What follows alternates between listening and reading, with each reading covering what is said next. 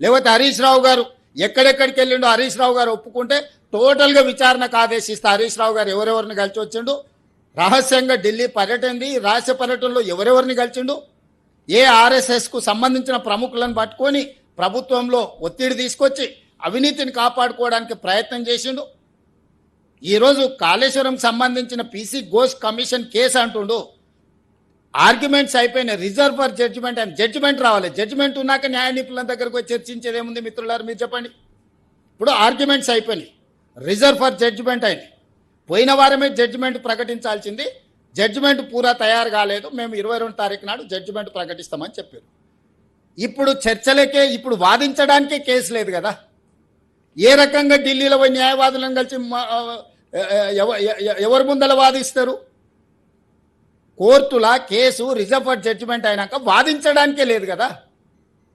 ఎవరి ముందర వాదిస్తున్నారు, ఎవరిని మాపే పెడుతున్నారు, ఎవరిని మేనేజ్ చేస్తున్నారు, ఎవరి కాళ్ళు పట్టుకుంటున్నారు, ఏం జరుగుతుంది?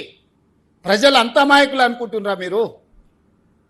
కాబట్టి ఇందులో దోషులను వదిలేది లేదు, ప్రాజెక్టును కూడా గాలికి వదిలేసి ఊరుకుండేది లేదు. ప్రాజెక్టును అన్ని రకాలుగా రిపేర్స్ చేసుకొని రాష్ట్ర ప్రయోజనాలకు ఉపయోగించుకుంటాం.